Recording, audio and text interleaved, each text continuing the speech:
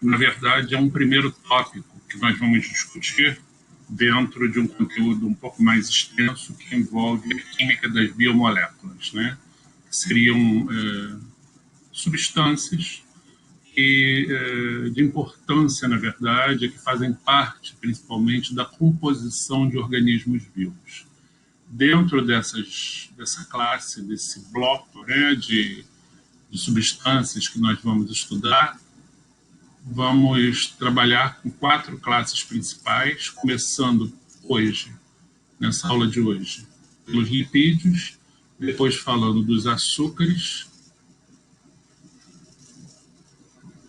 seguido dos aminoácidos e proteínas, aqui item B, aminoácidos e proteínas, item C, e se nós tivermos tempo, essa também vai ser uma aula um pouco mais descritiva, vamos falar também de ácidos nucleicos, o ADN e o ARN, né? Ácido desoxirribonucleico e o ácido ribonucleico, que fazem parte do material genético, DNA e RNA, né? Das moléculas, da sigla em inglês.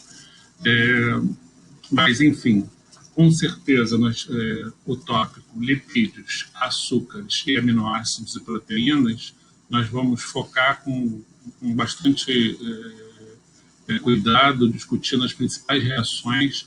Obviamente, todas essas classes de substâncias aqui, elas são substâncias que fazem parte dos organismos vivos e são também assunto de interesse e objeto de estudo da disciplina de bioquímica. Mas aqui nós não vamos dar aquele enfoque de biotransformações, enfim, enfoque bioquímico no estudo dessas moléculas. Apesar de nós mencionarmos a importância, a ocorrência e as funções delas nos organismos vivos, rapidamente, o enfoque principal vai ser um enfoque mais sob o ponto de vista de estrutura, né, falando sobre essas estruturas, propriedades,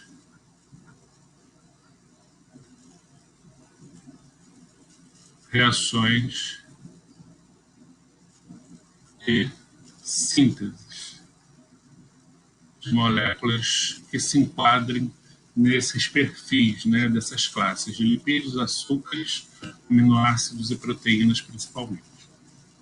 Bom, começando então nessa aula a falar dos lipídios, que vai ser a primeira classe das biomoléculas a ser discutida, a gente já começa, é importante ressaltar que os lipídios são agrupados devido à sua propriedade de serem insolúveis, serem moléculas insolúveis em água. Então, a maior parte das moléculas orgânicas podem ser classificadas como lipídios, né?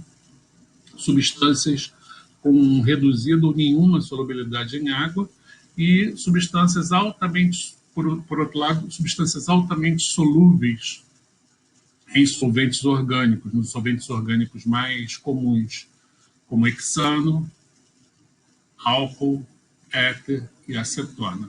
Ou seja, solventes orgânicos comuns de uso no laboratório de química orgânica solubilizam bem esses materiais.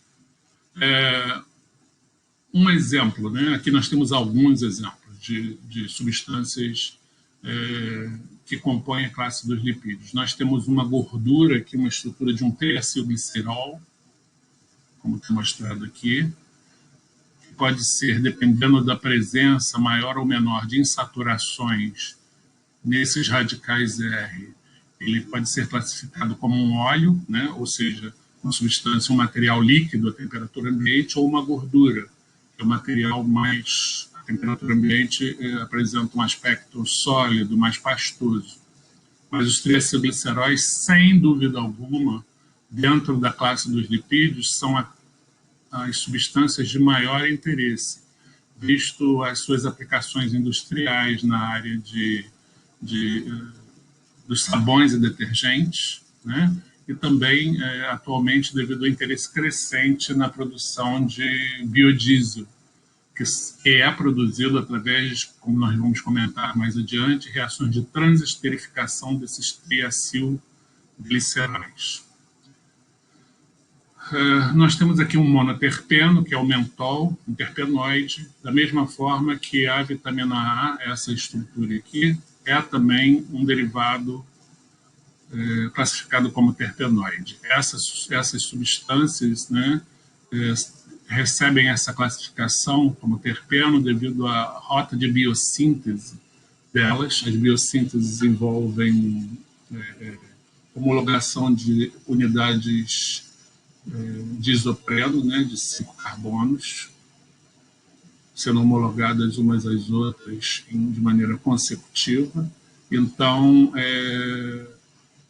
são substâncias de origem natural, tanto o mentol quanto a vitamina A produzida pelo metabolismo vegetal, e são moléculas também de interesse biológico. Aqui nós temos uma lecitina, um fosfatídeo, que é uma molécula de natureza um pouco mais polar, digamos assim, né? Funciona assim como um detergente natural. Por quê? Porque ela possui um amônio quaternário.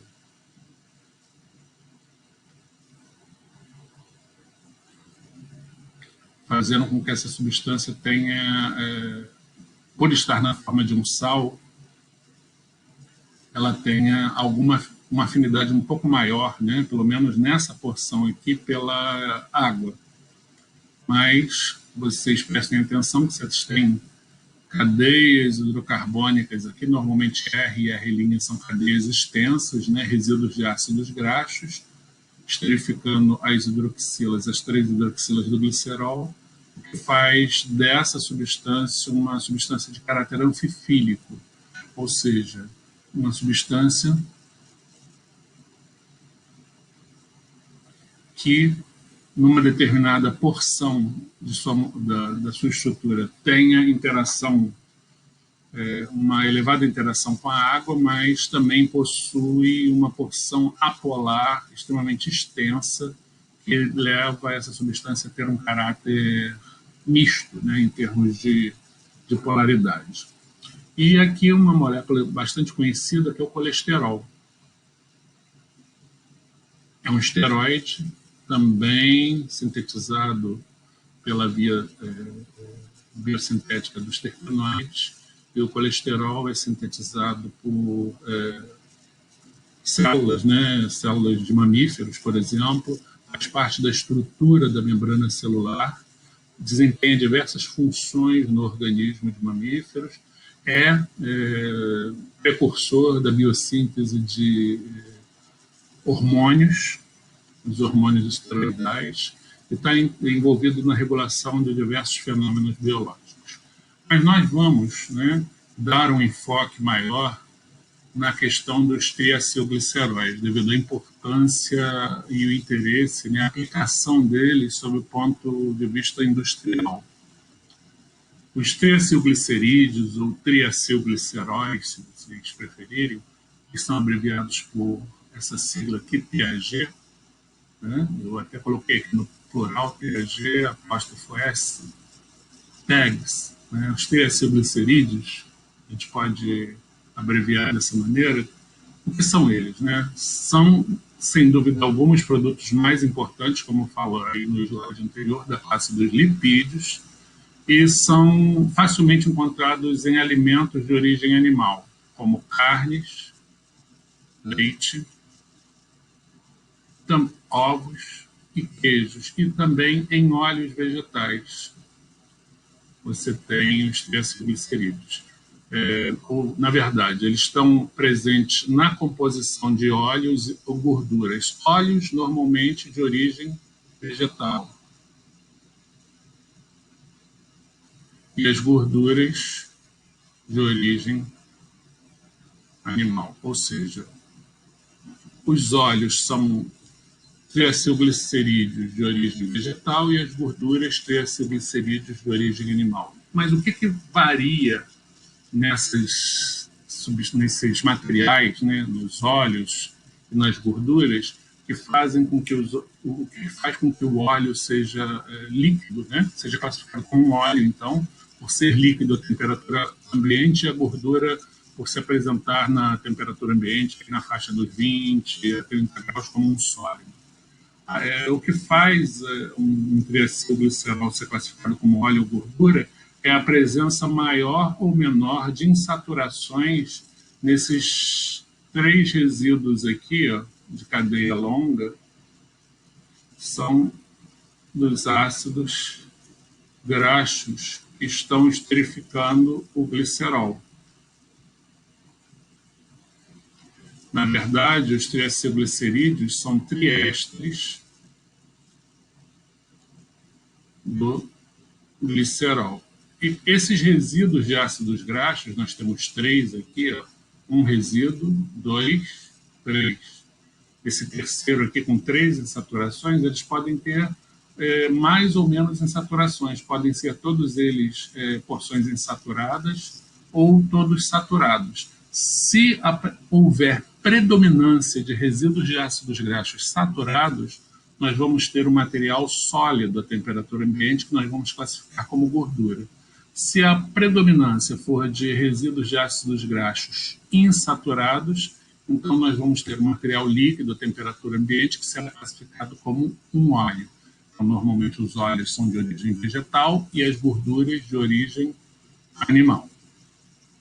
Nós vamos discutir isso com um pouquinho mais de calma, né? E como a presença dessas insaturações altera as propriedades físicas dos triacilgliceróis, fazendo eles terem maior ou menor ponto de fusão, né? Sendo líquidos ou sólidos à temperatura ambiente. Nós vamos entender isso melhor nos próximos slides.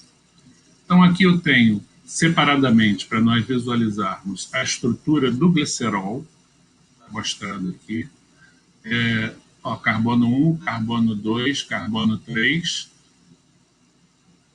hidroxilas de álcool, álcool primário,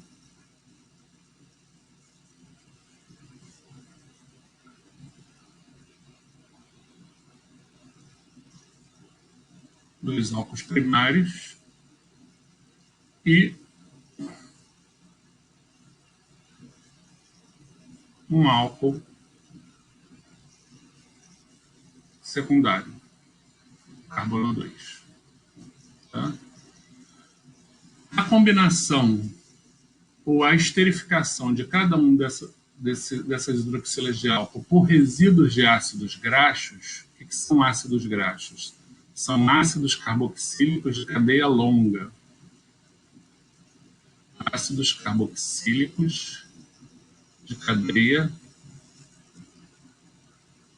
longa, tá? C12 a C22, em sua maioria, ou seja, com desde 12 a 22 carbonos. Então, eu tenho aqui R1, R2 e R3, cadeias hidrocarbônicas lineares,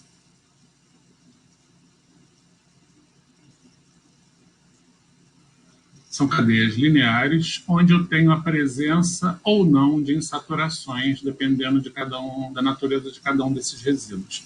Então, aqui eu tenho separadamente o glicerol e 3 ácidos graxos hipotéticos, né? Porque aqui eu não estou explicitando quem eles são, R1, estou simplesmente mostrando R1, R2 e R3, e aqui a estrutura já desses ácidos graxos na forma de ésteres de cada uma das hidroxilas do triacilglicerídeo, formando um triacilglicerídeo pela esterificação de cada uma das hidroxilas do glicerol. Aqui eu já tenho um tag, um triacilglicerídeo, que vai se apresentar como gordura, ou seja, sólido à temperatura ambiente, ou como um óleo líquido à temperatura ambiente, devido à presença maior ou menor de insaturações. Quanto maior o número de insaturações, maior a característica de óleo. Quanto mais saturado o triacilglicerídeo, mais ele vai ter a característica de uma gordura. A gente vai entender isso nos próximos slides. Quando eu tenho um ácido carboxílico linear, né, totalmente saturado, olha essa estrutura aqui, vamos numerar quantos carbonos? 2, 3, 4, 5, 6, 7, 8, 9, 10, 11, 12, 13, 14, 15, 16, 17, 18. Um ácido graxo linear com 18 carbonos. Obviamente, O carbono 1 é o carbono da carboxila, que está na forma de um carboxilato. É ionizado, né, na forma de um ânion, o que faz com que essa estrutura seja extremamente, essa porção da estrutura seja extremamente polar e interaja muito bem com o meio aquoso.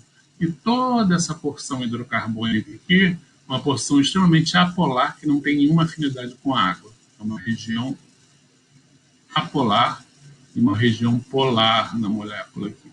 Obviamente, se ele não estiver ionizado, ele vai estar na forma de ácido livre. Eu vou ter uma hidroxila aqui protonando. Isso vai depender do pH do meio. Se isso está exposto a um meio aquoso mais básico, eu tenho carboxilato, o ânion. Se esse ácido graxo está em uma solução de pH ácido, o carboxilato vai estar protonado, eu vou ter o ácido livre, né, que a gente chama de ácido livre. É o ácido carboxílico protonado, né, onde eu tenho a hidroxila ligada à carbonila de ácido. Então, olha só o tamanho dessa cadeia hidrocarbônica, uma cadeia extremamente longa, com 18 carbonos, né? Na verdade, contando a partir da carboxila, eu teria aqui 17 carbonos, né? 16 CH2 e 1 CH3. A gente completa 18 contando com o carbono da carbonila. E olha aqui a estrutura dela, representada de uma outra maneira, uma estrutura completamente linear. Então, um ácido graxo saturado, por interações de Van der Waals, que vai existir de forma predominante nessa estrutura devido ao tamanho da porção apolar dela, uma cadeia de ácido graxo completamente saturada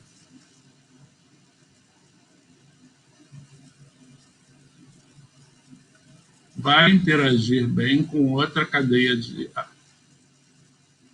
do mesmo ácido graxo através de interações de Van der Waals.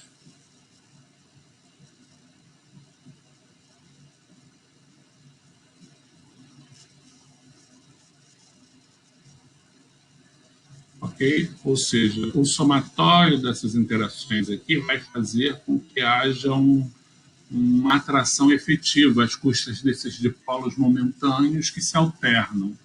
Okay? Isso ao nível da porção apolar das cadeias hidrocarbônicas. À medida que eu tenho uma insaturação, prestem atenção, os graxos naturais insaturados, a dupla ligação vai possuir sempre geometria cis. Ok? Então, o que acontece quando eu tenho com simplesmente uma insaturação na cadeia? A cadeia perde linearidade. Vocês estão vendo aqui, ela está meio arqueada, olha só. Isso faz o quê? Isso dificulta o aproveitamento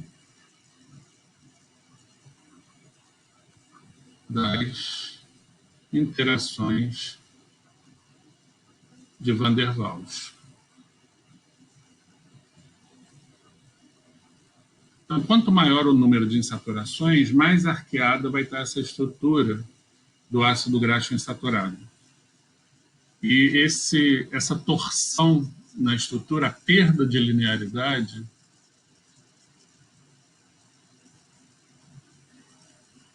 comparativamente, eu tenho perda de linearidade. O ácido graxo saturado, a cadeia hidrocarbônica é completamente linear, e aqui ela é arqueada. Como ela é arqueada, eu perdi linearidade e essa torção na cadeia faz o quê? Essa torção na cadeia, devido à presença da insaturação, que tem geometria cis, vai dificultar o aproveitamento das interações de Van der Waals, que quando a cadeia não tem insaturação, você tem um aproveitamento ótimo. E se as interações de Van der Waals são menos aproveitadas, o que vai acontecer? Van der Waals é um tipo de interação intermolecular. As moléculas vão estar menos atraídas umas às outras. Isso vai ter um impacto numa diminuição do ponto de fusão dessas moléculas e desses materiais. Então, quanto maior o número de insaturação, maior a distorção da linearidade dessas cadeias dos ácidos graxos, fazendo com que o material, o triacilglicerídeo gerado, ele tem um ponto de fusão mais baixo, fazendo com que quanto mais insaturações ele tenha, mais ele tenha uma maior característica de óleo, né? Seja um líquido à temperatura ambiente. Olha só, isso aqui seria um ácido graxo com uma dupla ligação com geometria trans. De novo, os ácidos graxos naturais não têm geometria trans, a geometria é cis. Os ácidos graxos de geometria trans mantêm a linearidade dos saturados, está vendo? Mas isso não ocorre na natureza, não tem esse tipo de geometria. A geometria é cis dos ácidos graxos naturais por questões de biossíntese. Então, a presença da insaturação faz com que haja perda da linearidade. Aqui a gente vê de maneira mais clara a molécula do ácido graxo com uma insaturação aqui, entre os carbonos 1, 2, 3, 4, 5, 6, 7, 8, 9, 10. Isso aqui é uma insaturação que a gente chamaria de delta 9, 10. Um ácido graxo com insaturação entre os carbonos 9 e 10. Tá? Isso faz com que a cadeia esteja arqueada. Cadeia arqueada, um empacotamento entre as cadeias vai se fazer, esse empacotamento vai se fazer de maneira menos eficiente, né? Porque quando você tem moléculas lineares, o empacotamento das diversas cadeias umas às outras, a aproximação é ótimo e há um aproveitamento das interações de Van der Waals. Agora, quando a molécula está arqueada, você vai ter uma aproximação nessa porção, uma aproximação nessa de cá, mas não ao longo de toda a cadeia. Isso faz com que as interações intermoleculares sejam menos efetivas, quando há a presença de insaturações. Isso fica bastante claro quando nós olhamos esses ácidos graxos comuns aqui. Aqui eu tenho uma sequência de ácidos graxos saturados, 12, 13, 14. Aqui é C14, que é o ácido mirístico, tá? Saturado. O ponto de fusão desse ácido graxo é 54 graus Celsius. Aqui, 14, 15, 16. O ácido graxo com 16 carbonos saturado, obviamente a cadeia hidrocarbônica é maior, tem dois CH2 a mais, aqui é C14, aqui é C16. As interações de Van der Waals são mais efetivas, então isso redunda num ponto de fusão um pouco maior. O ácido esteárico, que é C18, também saturado. O que acontece? O ponto de fusão é um ganho aqui de 7 graus. Então, gradativamente, com o aumento da cadeia hidrocarbônica, nessa sequência de ácidos graxos saturados, eu vou ganhando aqui de um para outro uma média de 9 graus aqui, 7 graus aqui. Está sempre aumentando o ponto de fusão, né? Devido ao melhor aproveitamento, devido ao maior tamanho da cadeia e, com isso, a maior ocorrência de interações de Van der Waals, que são muito bem aproveitadas, porque todas essas cadeias aqui são saturadas e lineares. Ok? Então, a aproximação das cadeias umas às outras se dá de maneira ótima, com aproveitamento total, né, das interações de Van der Waals ao longo dessa cadeia, porque elas são lineares. Então, a gente vai vendo que gradativamente vai tendo um aumento de ponto de fusão à medida que eu adiciono mais 2.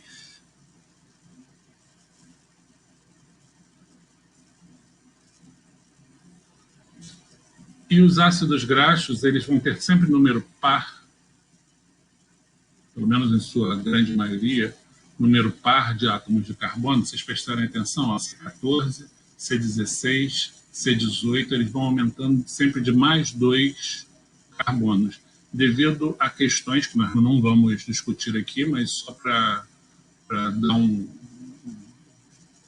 uma luz a vocês, né, do porquê dessa questão. Isso está envolvido, a explicação disso está envolvida na biossíntese desses ácidos graxos que envolvem incorporação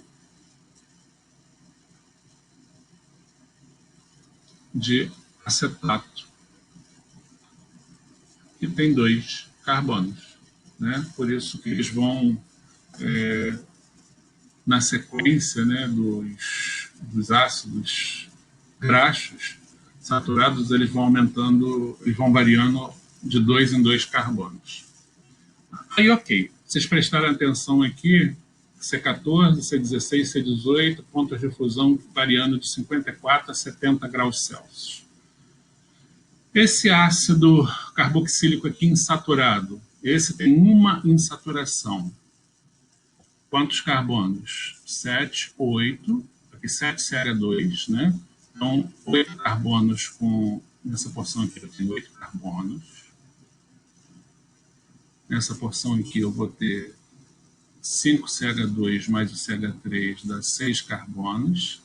Então, 8 com 6, eu tenho 14 carbonos, 14, 15, 16, mais 2 carbonos aqui da insaturação, isso é um ácido graxo em C16, com uma insaturação, ou seja,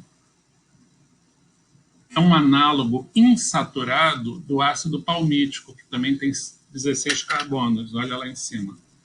Ácido palmítico C16 completamente saturado.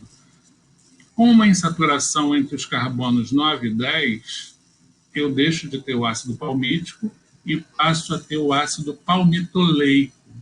E olha o que acontece com o ponto de fusão do ácido palmítico, cadeia saturada completamente linear, ótimo aproveitamento das interações de Van der Waals, à medida que eu introduzo uma insaturação, mantendo o mesmo número de átomos de carbono, gente.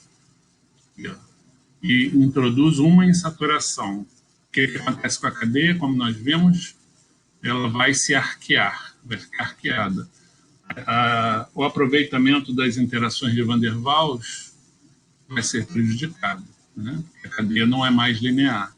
Então, o que acontece? Isso reflete diretamente no ponto de fusão, que cai em 31 graus. Em 31 graus de diferença entre o ácido palmítico e o palmitoleico.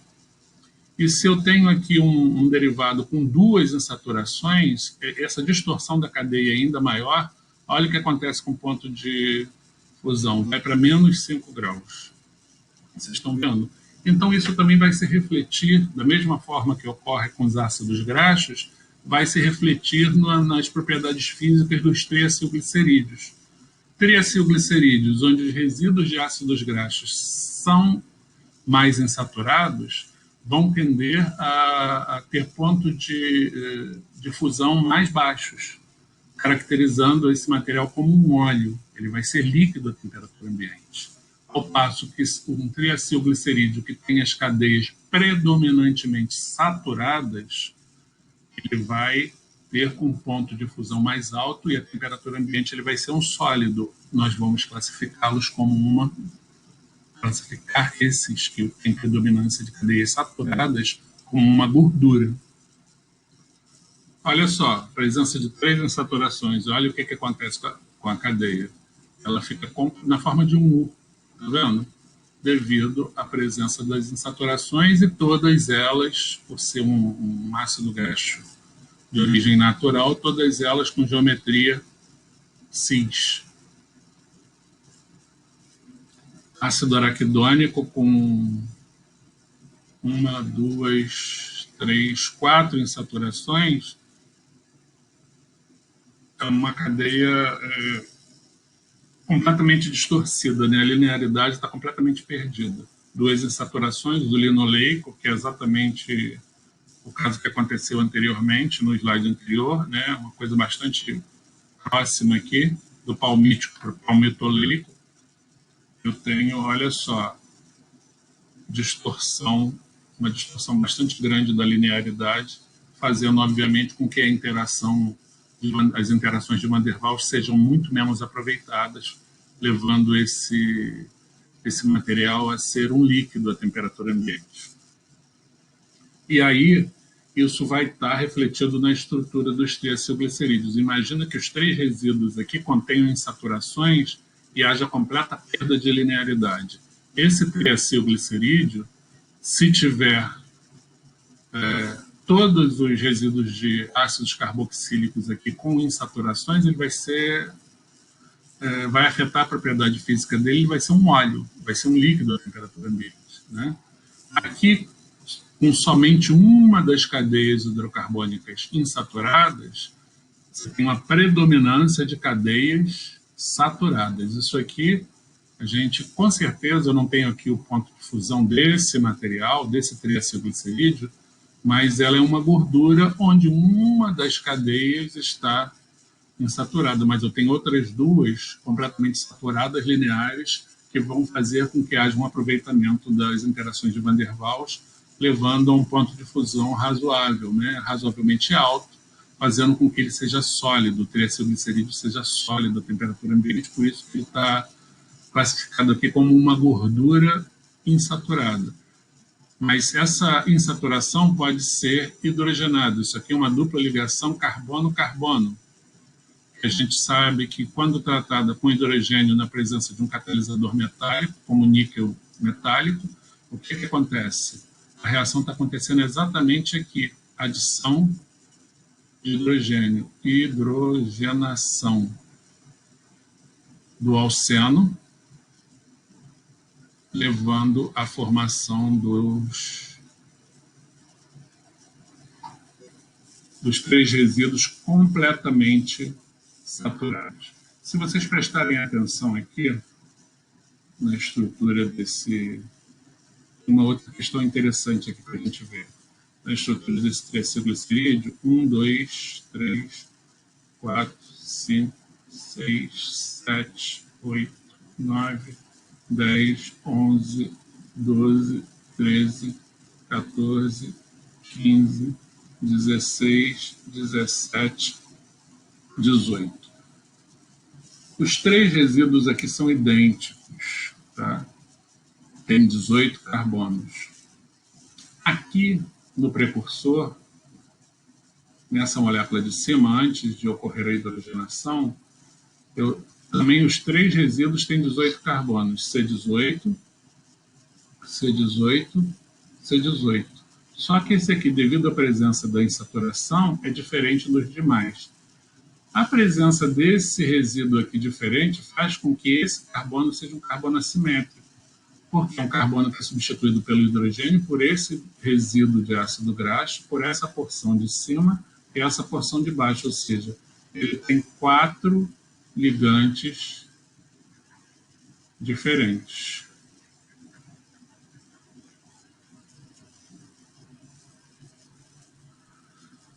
Ok? Esse carbono que está marcado com asterisco, o carbono do álcool secundário do glicerol.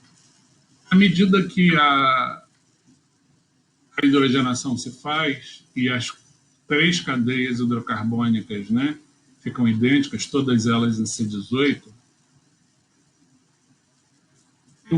eu deixo de ter um centro assimétrico aqui nesse carbono, porque esse substituinte de cima é idêntico ao substituinte de baixo. Viu que interessante isso aqui?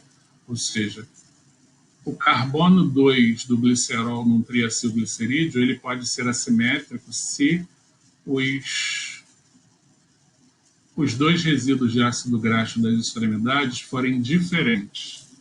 A partir do momento que eu tenho um triacilglicerídeo simples, ou seja, com os 3 resíduos idênticos, eu não tenho mais centro assimétrico aqui nessa estrutura. Tá? O centro assimétrico só se faz se eu tenho esses 2 resíduos das extremidades, e quando eu me refiro aos resíduos das extremidades, são esses aqui. Os resíduos de ácidos graxos das hidroxilas primárias, esses 2 aqui, do carbono 1 e do carbono 3. Se eles são diferentes, o carbono do meio é assimétrico, o carbono do glicerol. À medida que esses 2 resíduos são idênticos, esse carbono aqui passa a ser simétrico eu perco a quiralidade no carbono do meio aqui do glicerol. É um detalhe bastante interessante nessa química dos triacilglicerídeos. Bom, uma reação bastante comum, né, que é a reação de hidrólise básica dos triacilglicerídeos, também chamada de reação de saponificação, ou seja, reação a partir da qual nós obtemos o sabão. Obtenção do sabão comum. E o sabão comum nada mais é do que carboxilatos de ácidos graxos. Carboxilatos de sódio de ácidos graxos. Cadeias lineares extremamente longas aqui, né, em C16, C18, C20, e uma cabeça polar, um carboxilato. Na hidrólise básica, isso aqui é uma saponificação. Nós já vimos isso, né? O mecanismo dessa reação, vocês podem rever lá, é uma reação de substituição nucleofílica no carbono acílico. Nós já estudamos isso, hidrólise básica de ésteres. E aqui vai acontecer exatamente isso com o ataque à carbonila do éster. Tá? Só que isso vai acontecer numa estequiometria de 1:3, ou seja, eu tenho base suficiente para hidrolisar as 3 carboxilas de éster, levando à formação do glicerol, do álcool, como produto final, mais os carboxilatos de sódio de cada um dos resíduos de ácidos graxos aqui, R' e R2', né? Toda essa porção aqui sendo hidrolisada, formando os carboxilatos de sódio, que é característica dos sabões comuns. Então, olha aqui. Então, a representação do sabão comum. Eu tenho aqui 1, 2, 3, 4, 5, 6, 7, 8, 9, 10, 11, 12, 13, 14. 14 carbonos, uma cadeia linear de 14 carbonos, e no carbono 1 eu tenho um carboxilato. Tá? Isso dá a essa molécula um caráter misto em termos de polaridade. Ela tem uma porção, que é a porção hidrocarbônica, né, da cadeia hidrocarbônica, que é saturada, nesse caso, mas pode ser também insaturada, um caráter apolar nessa cadeia hidrocarbônica. E essa cabeça aqui do carboxilato, que está aqui representado por essa bolinha vermelha, tem uma grande afinidade pela água.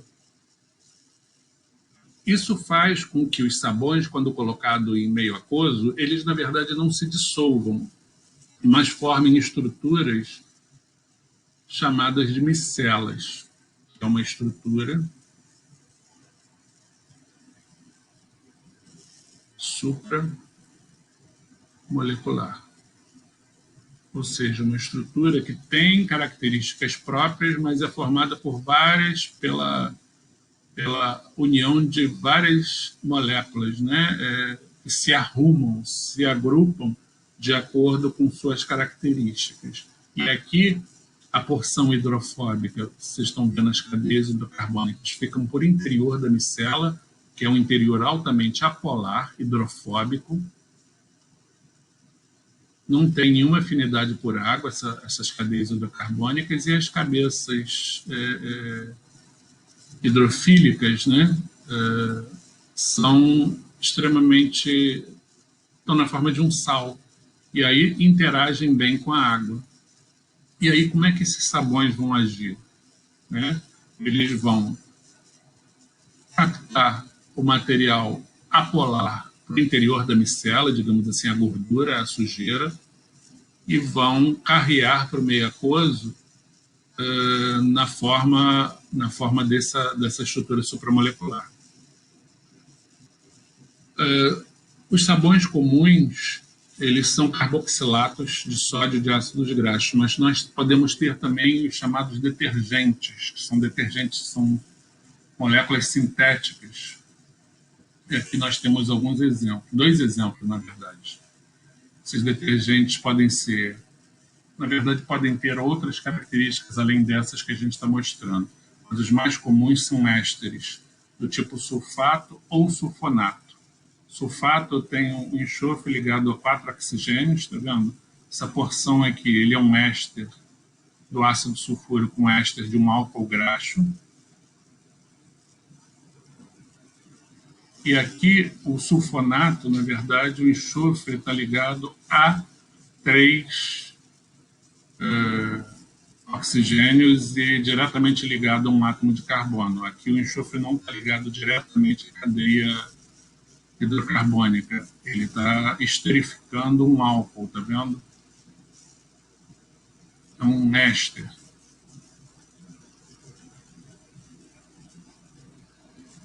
Aqui, na verdade, no sulfonato, ele não é um éster.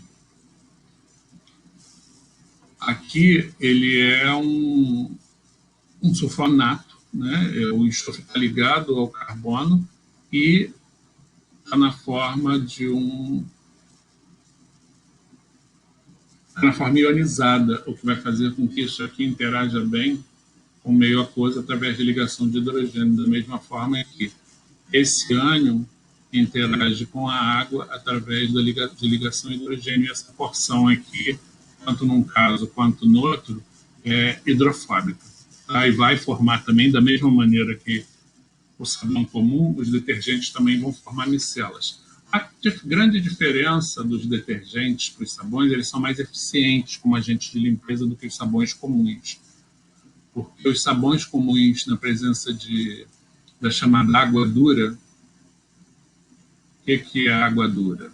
É a água com elevadas concentrações de íons divalentes, como, por exemplo, cálcio, magnésio, ok?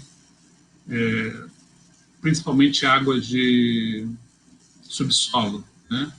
São retiradas do subsolo e em regiões calcárias tem alta concentração de íons divalentes, principalmente cálcio e magnésio mais 2.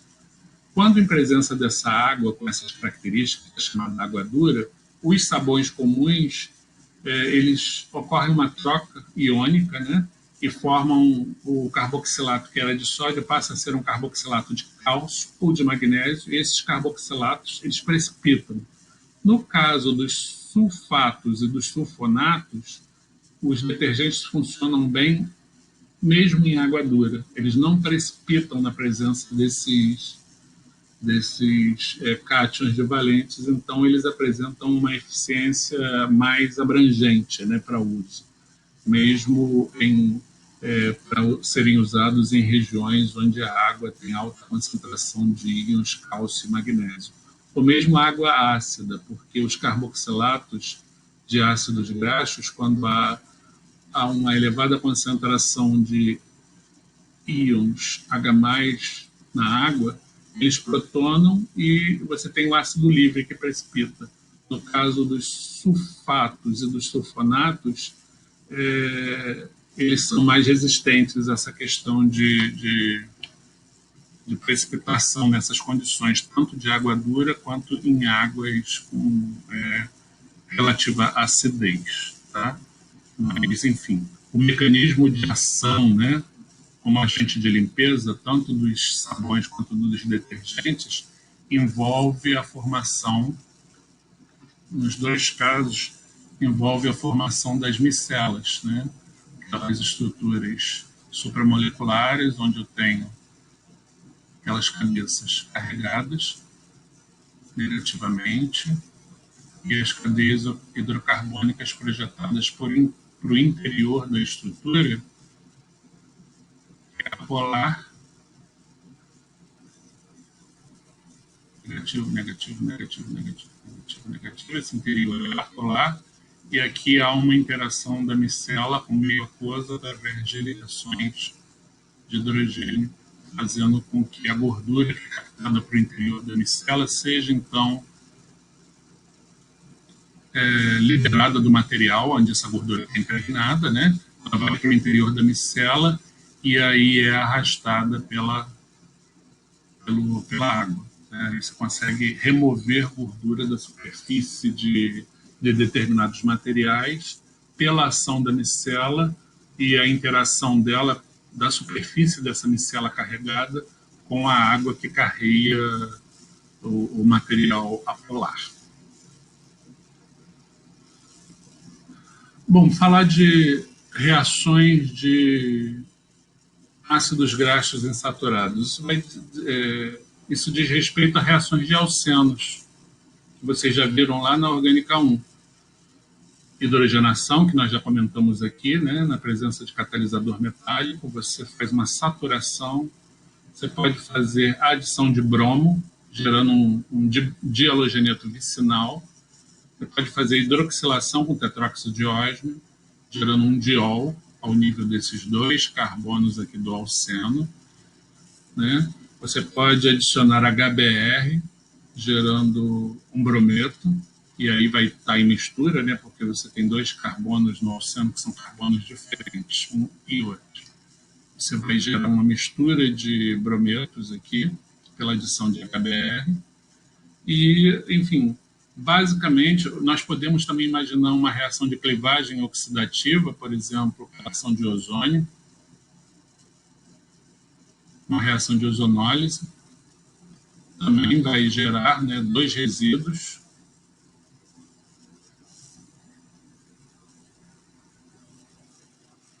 através de uma reação de clivagem oxidativa.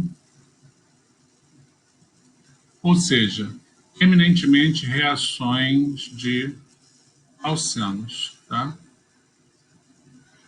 Levando em consideração as reações possíveis sobre as insaturações da cadeia de ácidos graxos insaturados. No caso das reações ao nível da carboxila dos ácidos graxos, foi um tópico que nós estudamos aqui em Orgânica 2, reações de ácidos carboxílicos derivados, inclusive vimos isso pouco antes, né, de estudarmos as aminas, agora recentemente.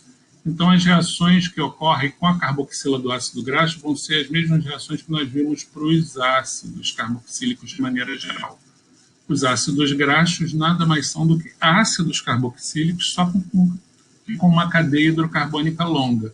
Então, é possível imaginarmos a redução do ácido carboxílico ao respectivo álcool primário. Como é que isso pode ser feito?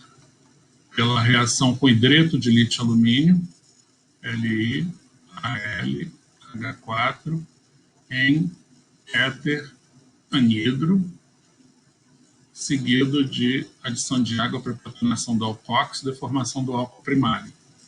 Nós podemos ter também a formação de um éster metílico, por exemplo, pela reação do ácido graxo com metanol em presença de catálise ácida. Isso aqui é a famosa reação de Fischer, reação de esterificação.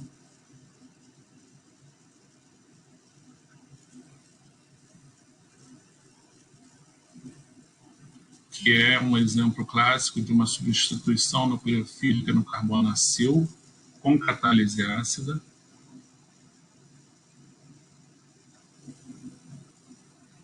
A gente discutiu bem o mecanismo da esterificação de Fischer.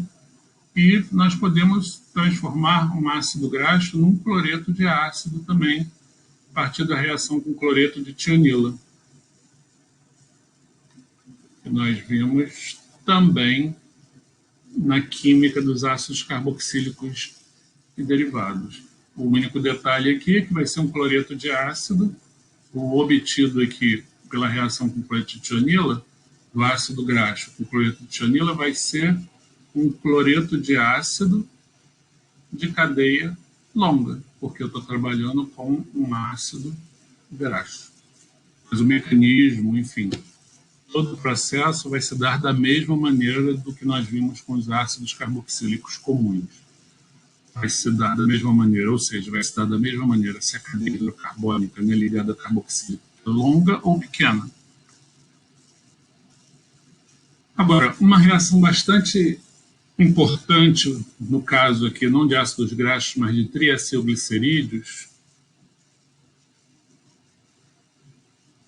é essa reação de transesterificação que nós vimos também para o caso dos ésteres, né? É uma substância nucleofílica acílica, que pode se dar por catalisador ácido ou básico. Então, um mol de triacilglicerídeo reagindo com 3 equivalentes de metanol em presença de catalisador ácido ou básico, eu vou gerar uma mistura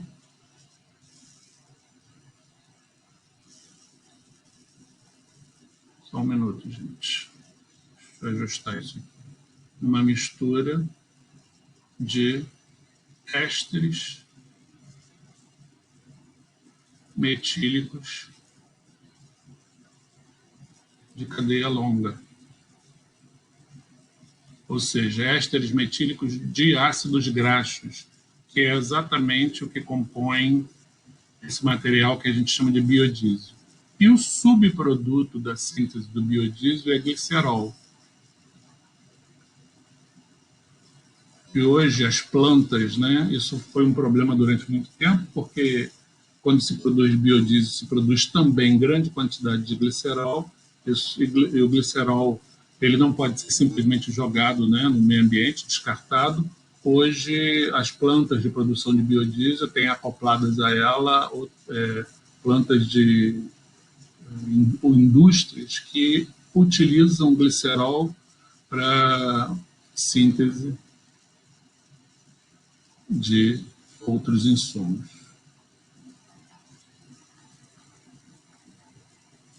Aproveitando esse glicerol para produzir outras substâncias de aplicação na indústria de química fina. Tá? O mecanismo da transesterificação, eu vou ter R,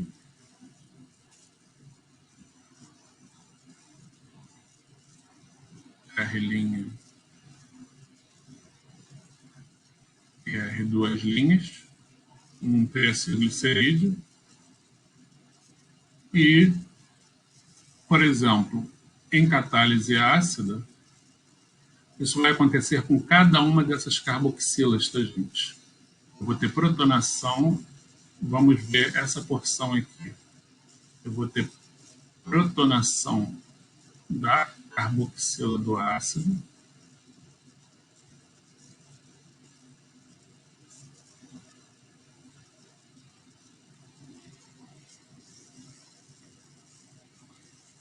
aí o metanol faz o ataque nessa carbonila ativada.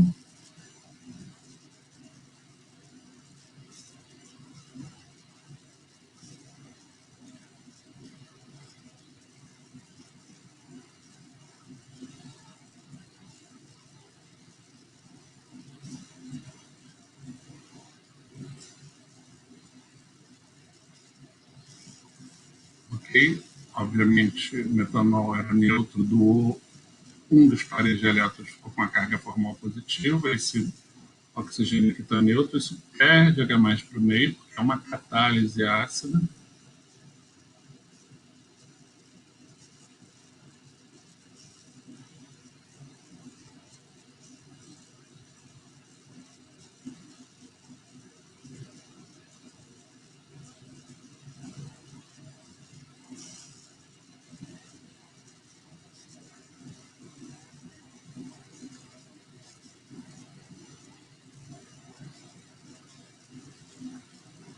A protonação dessa hidroxila,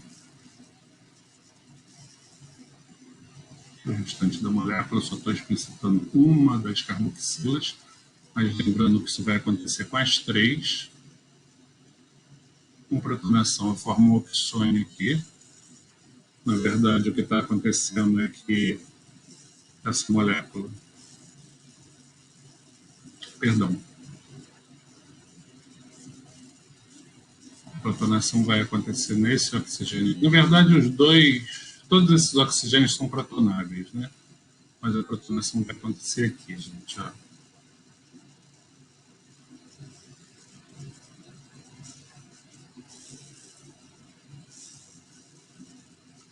todos os oxigênios são protonáveis, mas quando a protonação acontece nesse oxigênio aqui, eu tenho a formação do produto desejado, que é o caminho pelo qual a reação ocorre. Esse par de elétrons vem para cá, esse par de elétrons restaura a neutralidade desse oxigênio, e eu tenho hidroxila 1 do glicerol liberado, mais meu éster metílico protonado.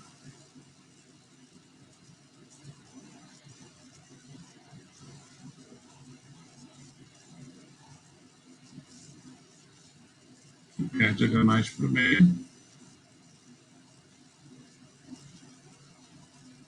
E forma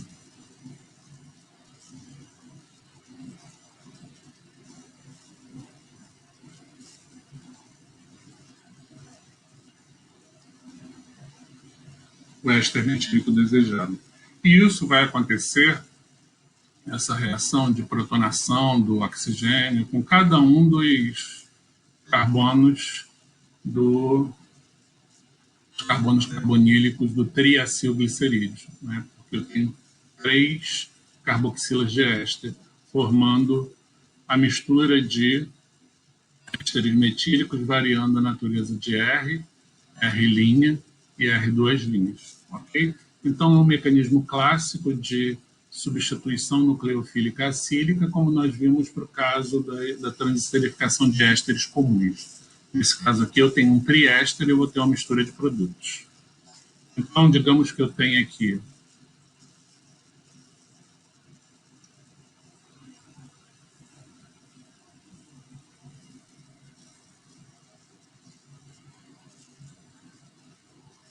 doze,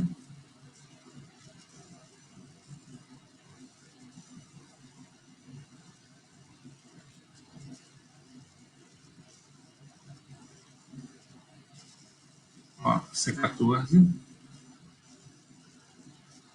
aqui C18, né? Porque é 16CH2, mais o carbono da carboxila, e o CH3 aqui da ponta.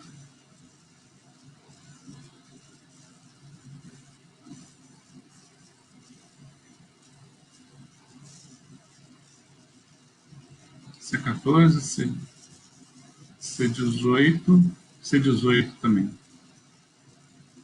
Se eu coloco em presença de NaOH aquoso, aquecimento, quais vão ser os produtos formados aqui? Serão glicerol,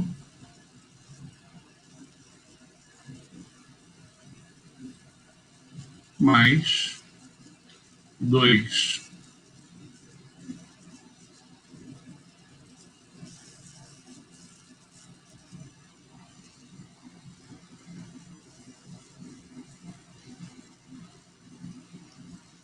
carboxilato de sódio, né, desses 2 resíduos que são idênticos, mais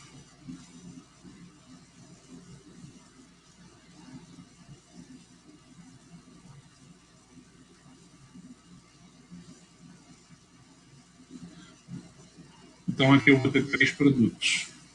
Se os 3 resíduos fossem diferentes entre si, eu teria 4 produtos, ou seja, glicerol mais 3 carboxilatos. Como aqui eu tenho 2 resíduos idênticos, C18 saturados e um C14, perdão, eu tenho 2 produtos diferentes aqui, 2 carboxilatos diferentes. Okay? Então, isso é hidrólise básica. Isso aqui, essas moléculas aqui são moléculas de sabão comum. Da mesma forma, se eu faço essa mesma reação, e ao invés da hidrólise básica, eu faço uma transesterificação com metanol em meio ácido, que é a metodologia mais comum,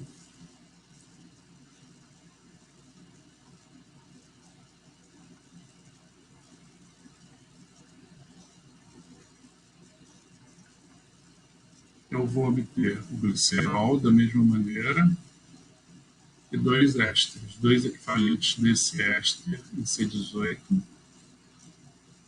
éster metílico, mais um equivalente desse éster em C14, também éster metílico. Isso aqui é o biodiesel. Okay? E o glicerol é separado dessa mistura de ésteres de ácidos graxos e é utilizado para a preparação de moléculas com outros fins de aplicação, e isso aqui vai para queima em mistura, né, com outros combustíveis, né, para queima nos motores. Ok, gente? Então é isso mais ou menos que nós tínhamos falado sobre lipídios, focalizando nos triacilgliceróis, devido à importância deles tanto na indústria de produção de materiais de limpeza, né, como sabões, detergentes e outros componentes, e também na indústria do biodiesel, como nós vimos aqui. E a gente vai ter a nossa próxima aula no dia 7, agora na próxima quarta-feira da semana que entra, de 8 às 10, onde nessa aula nós já vamos começar a falar dos aminoácidos e proteínas. Vai ser uma aula síncrona, vai ser a nossa aula de número 17, ok? Então não percam, a gente vai se encontrar lá no dia 7. Até lá.